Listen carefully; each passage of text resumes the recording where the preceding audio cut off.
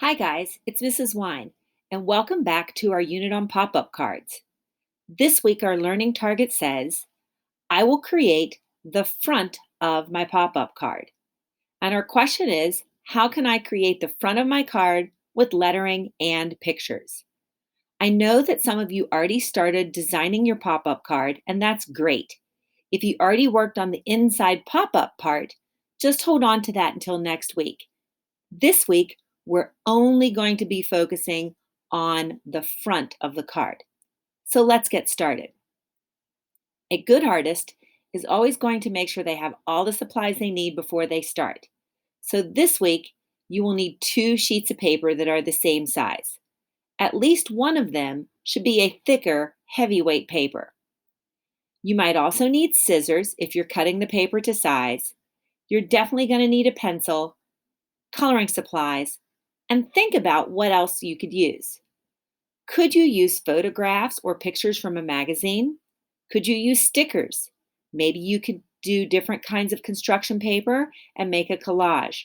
Or you could always add things like wrapping paper, ribbons, anything you want to make the card look good.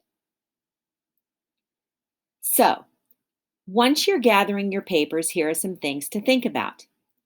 You can use construction paper or drawing paper. That would be great because it's already going to be the same size. You need 1 sheet of paper for the inside and a different sheet of paper for the outside. I decided I would try to use recycling materials.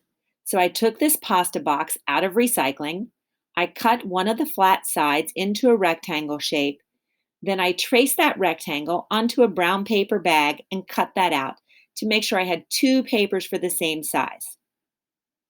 You're going to save the inside part for the pop-up, and today we're going to be working on the outside piece. The first thing you need to do is take that outside sheet of paper and fold it the short way, like a hamburger bun or a taco shell. Remember, if you're working with a thick and a thin paper, the thin paper should be the outside piece. And it's also important to make sure you remember that the fold of the card is going to be the top of the card. The open end is going to be the bottom. So as you're working on the card, at any time you should be able to stand it up like a tent to check your work. So the fold is at the top, important to remember. Then you simply begin drawing your design.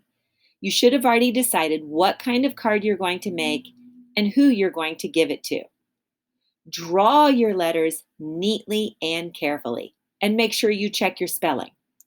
You don't have to use block or bubble letters, but if you know how to draw them, that's great. If you're just writing regular letters, make sure you draw each one carefully. I decided that I was going to make a birthday card for my son whose birthday is this month. He loves his PS4, so I drew a PS4 controller for the picture. Make sure you draw in pencil first in case you make a mistake. Then you add color. Think about the different types of materials you could use.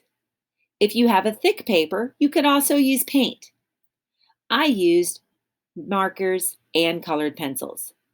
Think about how your color choices help communicate a message. Can you guess what my son's favorite color is?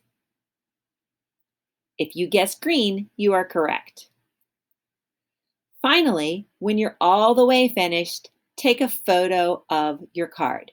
Remember, be creative. Add as many materials as you think help you.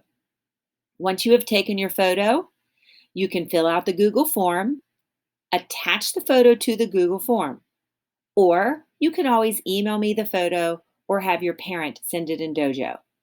I can't wait to see what you guys create. I know it'll be amazing.